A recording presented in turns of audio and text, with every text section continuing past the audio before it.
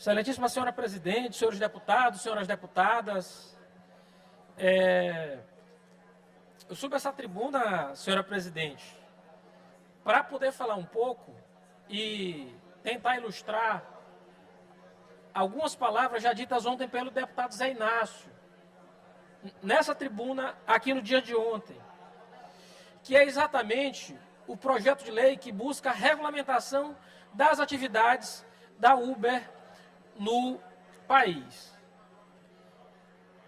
Eu indago aos senhores deputados, às senhoras deputadas, o que é que os supostos liberais disseram quando o trabalho infantil foi abolido. Nós vamos quebrar as fábricas.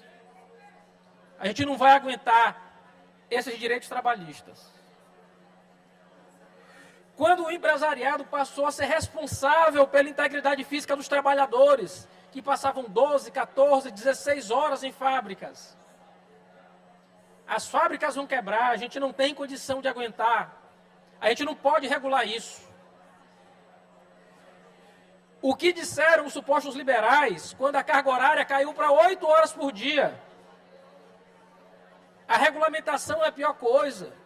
O trabalhador tem que ser livre para dispor do tempo que for necessário para ele poder trabalhar. Se a gente fizer um trabalho histórico, quando as férias e o 13º foram criados, o jornal O Globo, do século XX, aqui no país, falava sobre o 13º. 13º é criado e o empresariado não vai aguentar. Eu falo desses eventos históricos apenas tão somente para reforçar o ponto de que sempre vai haver quem reclame da regulação do trabalho.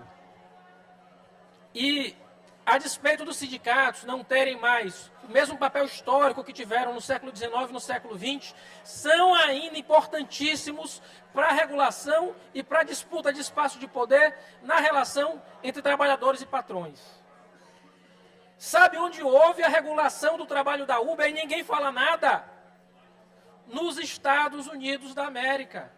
É engraçado ser liberal olhando apenas para o que acontece no Brasil sem falar nada sobre esse suposto paraíso que é os Estados Unidos da América. E eu queria aqui, muito rapidamente, falar em 5 pontos importantes sobre esse projeto de lei do governo Lula, que é um governo que defende os trabalhadores. Primeiro, autonomia. O trabalhador ele continua autônomo, ele não vai precisar escolher plataforma e muito menos ser obrigado a se filiar a um sindicato para trabalhar. Primeira mentira a ser pontuada. Segundo, flexibilidade. Não muda nada em relação ao horário que o trabalhador escolhe para trabalhar. A jornada fixa de trabalho ela não é obrigatória. O trabalhador vai poder continuar escolhendo quando e como deseja trabalhar, como é hoje. Remuneração.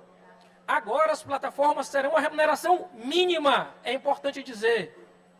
Não é a remuneração padrão, é o mínimo a ser pago a quem labora nesse tipo de aplicativo. Mais do que isso, a legislação estabelece também uma regra de transparência, esclarecendo a regra de pagamento para cada uma das plataformas, para as corridas e para o serviço realizado, algo que não é claro hoje.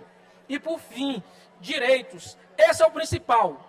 E eu fico assustado de ver gente que depois vai estar na rua pedindo seu voto, mas que é contra hoje a concessão de direitos a você, trabalhador de aplicativo. Os trabalhadores ganham direito agora à previdência. Pagar previdência, pagar INSS, ter direito previdenciário em caso de um acidente. Hoje, quando um trabalhador de aplicativo eventualmente se machuca no trabalho, ele fica sem nenhum tipo de renda. E vai ser possível hoje a Previdência também permitir que esses trabalhadores tenham mais uma proteção. Então é importante dizer aqui mais uma vez, o projeto de lei protege o trabalhador, melhora a relação de trabalho e mais do que isso, não é nada muito diferente do que já aconteceu nos Estados Unidos da América. Só quem tem muito o espírito de senhor do engenho acredita que a regulação do trabalho nessa situação é maléfica para o trabalhador. Não caiam nesse conto. O projeto de lei é importante, o projeto de lei é um avanço aqui no Brasil e um avanço na relação dos trabalhadores de aplicativo.